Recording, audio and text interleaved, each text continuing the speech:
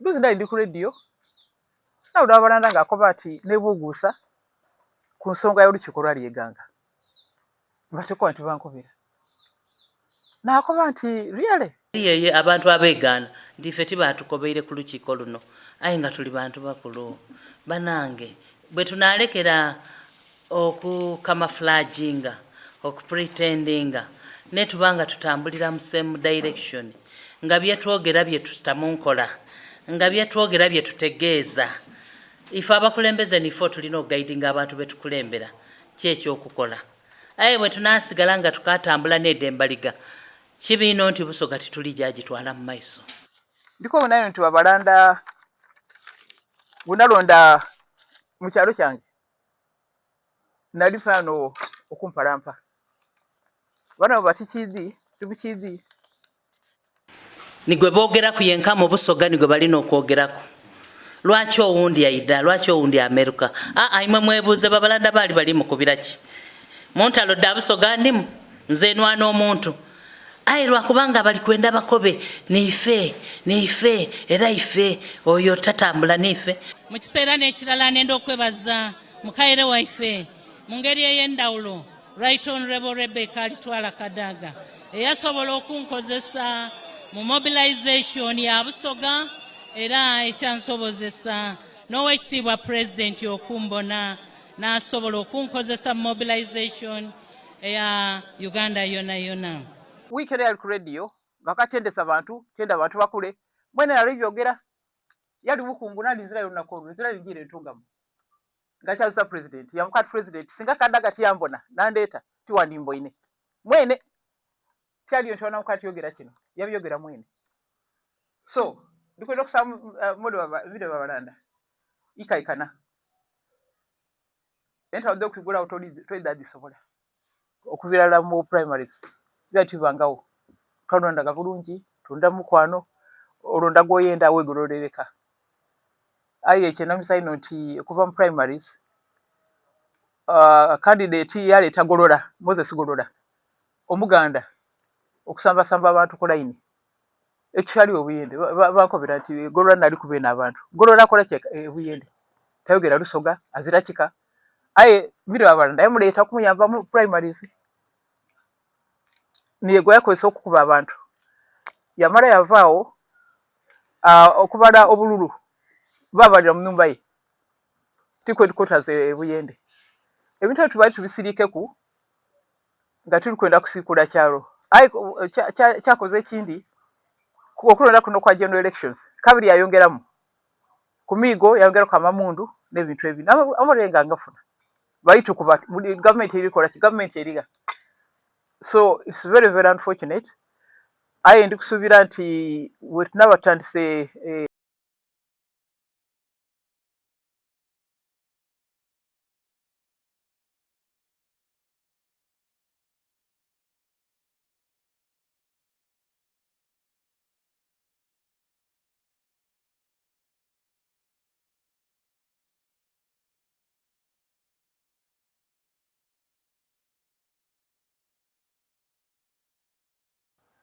kubanga buli twaja mwatambula mwareportinga kama uli gona tukwenda okubebaza eri abana kibankoba nti abamawulire ab'Ebusoga tufulanga recognition okutwalira aye ndi ensonga edigigoba tubone nti tufuna recognition yetagisa kuba ndi mubeere era ndi wobe tubona nze balabandi bwe baida timamana aye mwe mbabona namanya tono onubedi n'inkondo onubedi niwe onubedi so so sagenda kubabona era mwe bali ino ebiro gimwakola kusawo ni kyendu kwenda okubuusinga ku abataka nti twatambula mu byalo ebyo wali ekyo kinasabanga omukulembeze buli twajanga namusabanga ensonga y'industrial park wenzogera mperano tulina isubi okufuna industrial parks ezisooka 3 mu Busoga biza kwa mu district ezo ezisiramu abantu basobola okufuna emirimu kuba kinabone nti abana baliyo aye bazite balikola kale tuli practicing industrial parks ezo ejo kutandikiraku mu bifo twategeka okwiza Busoga engulu nze ndikusasira abantu bange abe budyope kubanga ebintu ebibaire omukulonda kuno okubirala mu primaries byatibangawo twalondaga bulungi tunda mukwano olonda gwoyenda wegololeleka aye ekyenamisa ino nti okuva mu primaries candidate yaleeta golola Moses Golola omuganda okusambasamba abantu ku layini ekyali obuyende bakobera nti Golola nali kubeena abantu Golola akola ebuyende tayogera Lusoga azira kika aye mire Babalanda yamuleeta kumuyamba mu primaries niyego yakozesa okukuba abantu yamala yavaawo okubala obululu babalira mu nyumba ye tikwe tukotaze ebuyende ebintu ebyo tubali tubisirikeku nga tuli kwenda kusiikula kyalo aye kyakoze ekindi okulonda kuno kwa general elections kabiri yayongeramu ku miigo yayongeraku amamundu n'ebintu ebi amulenga ngafuna bayitukuba gavumenti erikola ki gavumenti eriga so it's very very unfortunate aye ndi kusuubira nti wetunaba tutandise enankani gavumenti empyaka tulina okukyama tukola evaluation wano twakola tutya kiki ekyali gano tukola tutya abantu baife kubanga ku mirimu egy'abavubuka that's my focus ebyokufuna emirimu nze tibiri kungema you haven't heard me talk about tiri byogera nako aye eriyo abantu abali excited abamba lokwe positioninga nti nze nja kuba kino nja kuba kino nja kuba kino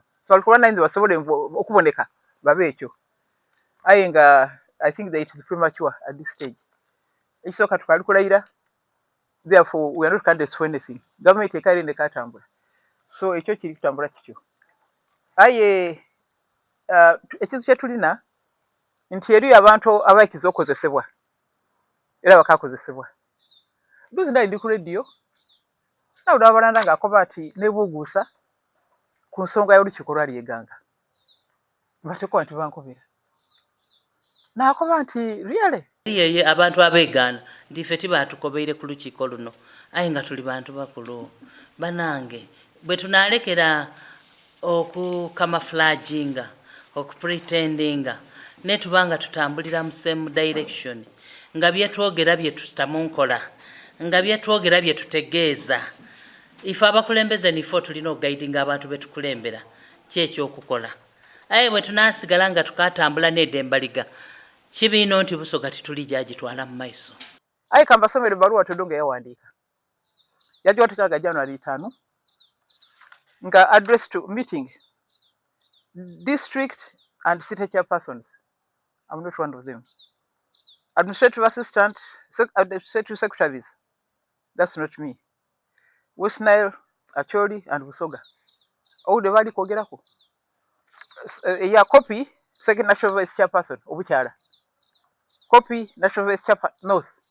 Not even North, and yet I know what the Kobuluja, North. And I was chairperson, Eastern.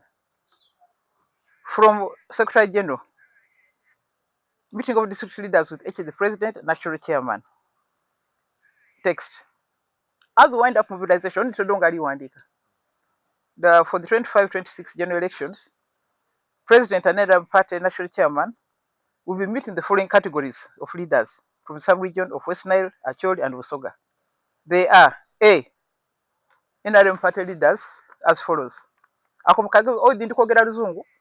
Oluzungu nawe ga P1. So Oluzungu tegera bulungi. All NRM city chairpersons. I'm not a city chairperson. I'm not a district chairperson. NRM municipality and city division chairpersons. I'm not one of them. NRM sub-county town council municipality division chairpersons. Yunzirayo. Parish ward. Abomuluka. NRM village persons. Yunzirayo ku village. Abona abantu beyayita. Mukyetegereza. Abona abantu beyayita. Then ekyokubiri sitting local government leaders who are NRM. Sitting district chairpersons and city mayors. Yunzirayo. Sitting NRM municipality and city division mayors. Nzirayo. Sub-county town council and municipality division chairpersons. Tiliwa igombolera. Parish level and ward chairpersons. Zeti chairman wa Muluka. All sitting village LC1 chairpersons. Abona abantu beyayita. Gazira yakoba nti I want the members of parliament. Ate nga tuli. So baluwa ntiali mu kintu ekyo. Tikyali mu flag bearers with the meeting eno. Bikyali y'abantu bano. So Babalanda kati nebuuguusa. Neza ategeera olusungu lwe ndi kwogera.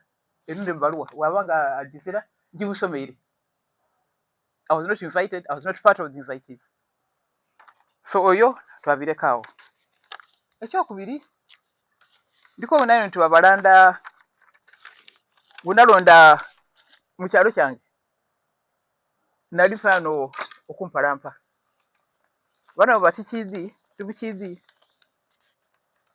era government yakobanga nti qualifications the RDC oba deputy wino kwa ni HSC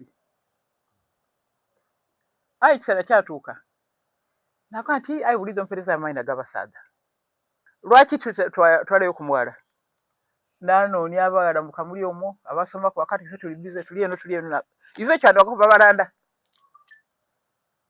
azira senior 6 azira senior 4 azira certificate yona na jinga recommendation na presentation nti dembulamu kubona omwala dembulamu omwala omusoga ajja kufuuka RDC Babalanda ndizira mutwala together with the on the same day nawandika ebbaluwa ndalagera abantu ababiri. That's how Babalanda came to be a deputy RDC. Kumandi gange kujinga baluwa kuba yalezera biwandiiko. Ndoze kyo kibukizi. So mukola akantu kaisukali.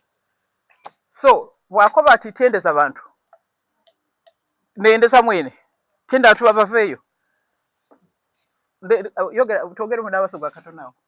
Dinetalo daife within the NRM fitina botendeza lwacho naabe kwegamba abandi fame kukola lina fame ndoza nekyo abenga nali kuntiko yenka fame nigwe bogera kuyenka mu Busoga nigwe balina okwogerako lwacho owundi aida lwacho owundi America imwe mwebuze Babalanda bali mu kubiraki montalo da Busoga ndimu nze nwana omuntu airwa kubanga bali kwenda bakobe nife era ife oyo tatambula nife oyo byetutegeragana naye tutwikiriziganya naye therefore tuvire fitina botendeza buchai ebyo byona byona ebikolwa bya sitani era bolingirira ngo omuntu afa Katonda atusasire bolingirira ngo omuntu ow'ekikula ekyo omana nti einuma we sitani nali mu poshinga kubanga omuntu ali mu Katonda tosobola kukola ekyo botegera nti twena we are NRM tutambule nga NRM. Busoga area, Your Excellency, allow me to thank the Right Honorable Rebecca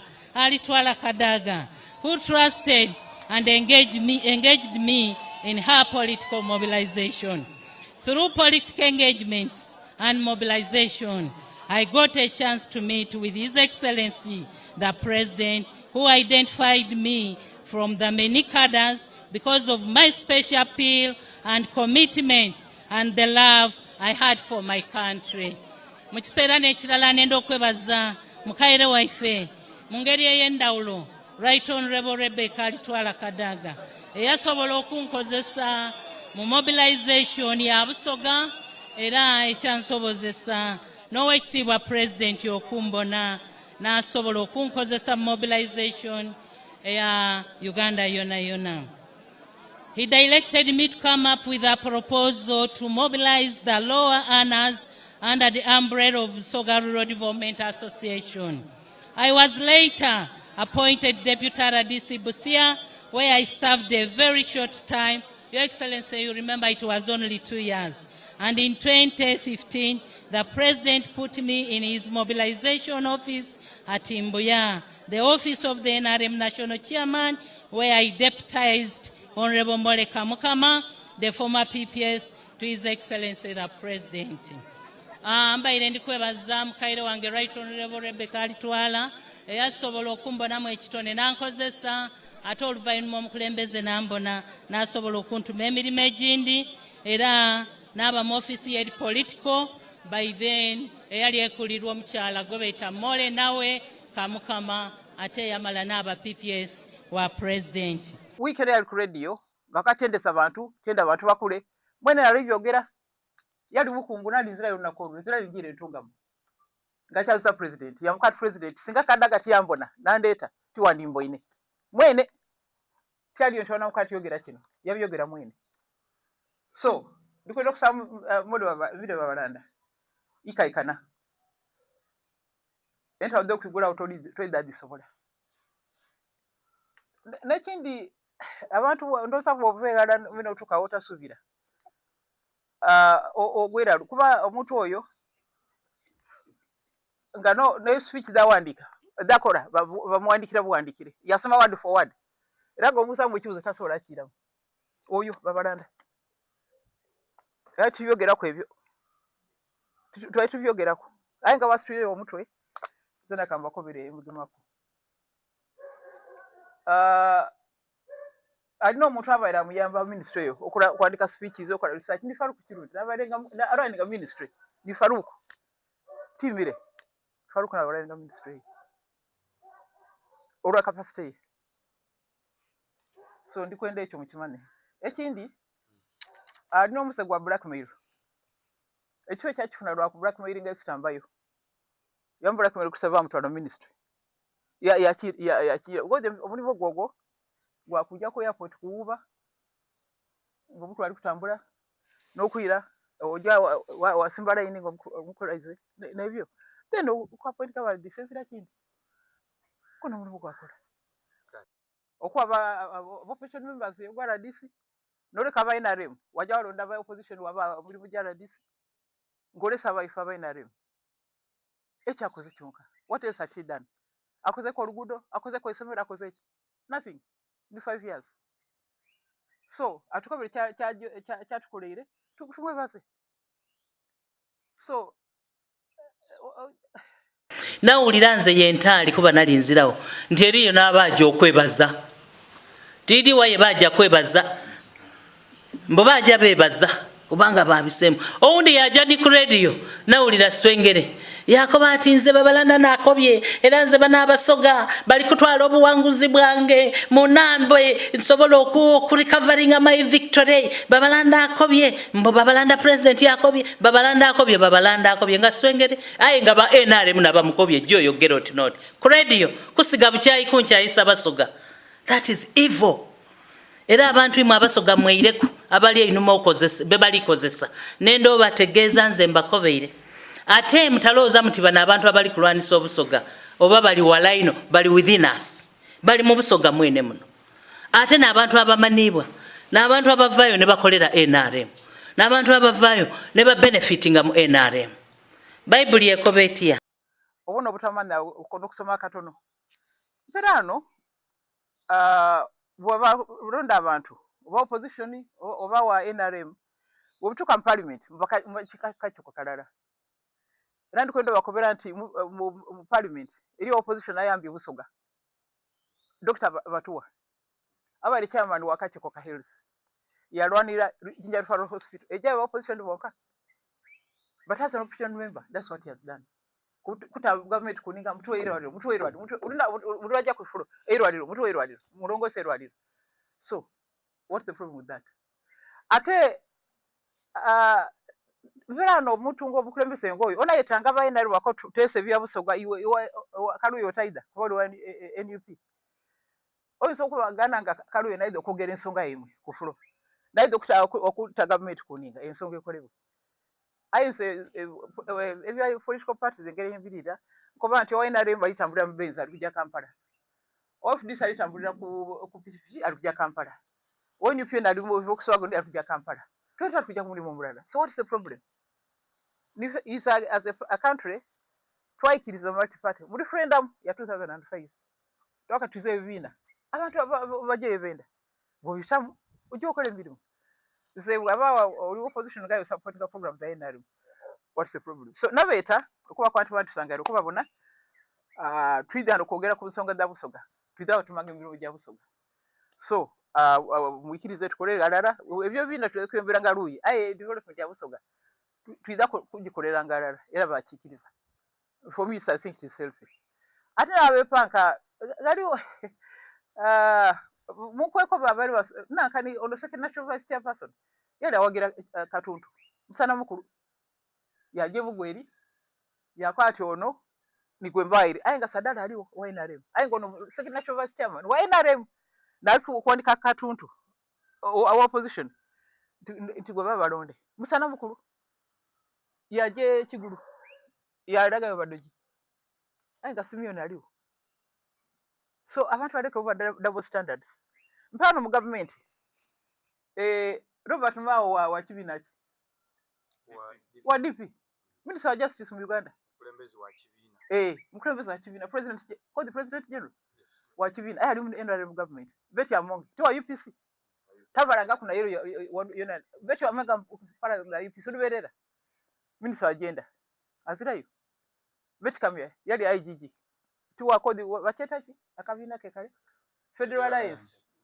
yes ayengali IGG mu government ya Uganda so without talk ni double standards ezindi ayigulu zifanana bundi ni azifanne bundi I don't work like that so omuntu ena ayenda okoda busoga ali welcome ezio bali kusindika abantu we have no problem with Kosaili ayiri amba omuntu ali kusaba soga yakosa mukisanda kire ayutandika again no abatategera kintu bakati rero tujanole but this time abasoga bali alert tubona buli eyalwandisa busoga bamweya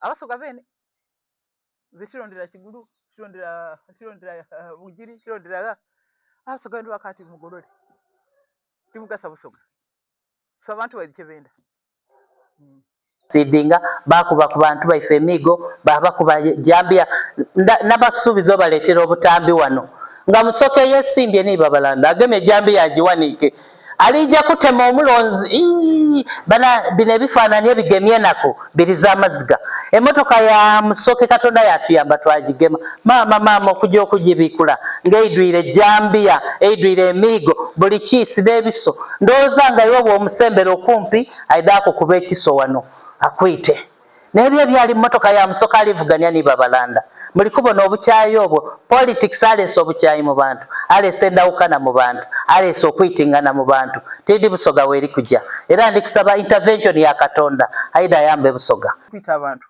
eva mu district y'Ebuyende tulikwetaaga investigation kubanga abona mbwabantu bwaje it is true anafunanga masimuti abantu nakana musibye garondo bakubiranga basibye speaker wa district bukubaga tawagira mago really we have an election there are many sides many people who are contesting lwacho okuba speaker wa district wa musaba n'omusaba kuba dena kwisatu bukubaga takuwagira who are you so tulina investigating ebyo tubone nti abantu bafuna justice era kasubire nti yetujja tuza kwana omuntu wakuba kodi musoka bamukuba amaino bagamara he was a candidate choto bamukuba yes how do you go and meet candidates go kwenda Karuru talk to the people bakuwe support bakisobokaye bikwenda kuboneka mbere ensonga ebintu ebirekerawo tuko tubatusirike gatubisirike ko I know no street wajja walumba kale utalo wetegekere tikire Babalanda ga guns ga mafia tusindike ga bus ga Costago bana abasoga byendi bako abasindika ba NRM bine bintu opposition erina sente NRM neri ku supportinga baje bakole ebive byona ewange biyende for example twali tuli kusubira president Museveni okufuna 95 and above ayi Katonda yatuyamba biyambe ndi twasobola okugema kwa gabasi ga Costago gagaidwire ba guns ba kanyama ba bouncer babeta ba bouncer in total abali mu bus edo bali 102 aye twakoba abantu baife tutisawe no era nako babana bange ntingo okulonda n'ekyo ezirandole zirakulambala oyali Katonda eyandogereramu mpegana abana baife bona bali alert kunjire dingiza agamotoka agabasi mu budiope buli wamukuna nda twatayo security eno buli njire ingiza abantu nga twetegereza ino bantu kyabo Katonda we yatuyambira ayi buno obumotoka obutonotono obwo bwayingiranga obonga tutusobola kubutaako ino birowoozo kyova mubona nti abandi ba penetratinga bayingira mu district kubanga bakozesa private cars aidi nedata ambula musululu moja ede costaina edo twasobola okudigema ebudio penebaza Katonda nti twasobola okugema agabasako ewana kato twagatoolayo security yagatoolayo yagaleeta ku poliisi ku CPS yaife y'ebiyende bababuuza banaife muvaaga mutukobereko ebibogerako olwonzeeni mukusooka mukazi waitu ngandidi nti bonabona bava Kampala aye gukosita gulamba gwali guvaano bugembe after nga tumaze okubabuuza ebibagemako security ngemaze okubekenenya mulete kundaga muntu imwe muvaaga kosita namba ngeva bugembe ba bouncers bali kuida kuti gomya ife ba locals banakyalo kosita isatunga diva Kamoja bali na baidi okutikinga Bobi Wine Kamoja ni abayo saidi yao wona Kamoja Busega Kawempe nani abeyo saidi eyo na baidi okutikinga Bobi Wine kugamba bali ba plans ebintu byabwe bulungi ino ai Katonda yaloba kwikiriza so agakosita gatuuka bwe bamala okuinterrogate okubabuuza muvaaga buli omu yayogera nze nva Kamoja nze nva Kawempe nze nva Busega ife tuva Bugembe bambi n'abazaire b'abaana bano batandika okunkubira amasimu maama babiri iwosoniwa olina ekisa saasira bano baana bo bawano Bugembe nakoba nti banange ewaimwe timulonda ewaife baidi ekolaki muli kubona abasoga bwe tuli kweryamu enkwe mpalaniraku nwaniraku ninze ndi kwenda mbe ife bene na bene lwaki Babalanda lwaki tininze so embere y'obusoga bana yatuleetera setback yasobola okutuleetera abasobola ekyesuuza okuba nti abali mu makomera mupamaina gaibwe following up mateeka abayonerwa ebintu asibwa bicompiling byona tubiweereza ewa president n'ekibiina kyaife tuyiteeseku tubone ekyokukola let's find out who they are who lost what then tubone ekyokukola aye oluisi abantu bange bakusoberawo ako tuleeta obujulizi kabiri saida so tuyambagane buleeta obujulizi tufollowing up ensonga ezo nze ndikusasirana abantu bange ab'ebudyope kubanga ebintu ebibaire omukulonda kuno okubirala mu primaries byatibangawo twalondaga bulungi tulonda mukwano olonda gwoyenda wegololeleka aye ekyenamisa ino nti okuva mu primaries candidate yaleeta golola Moses Golola omuganda okusambasamba abantu ku line ekyali obuyende bankobera nti Golola nali kubeena abantu Golola akola ebuyende tayogera lusoga azira kika aye biro Babalanda yamuleeta kumuyamba mu primaries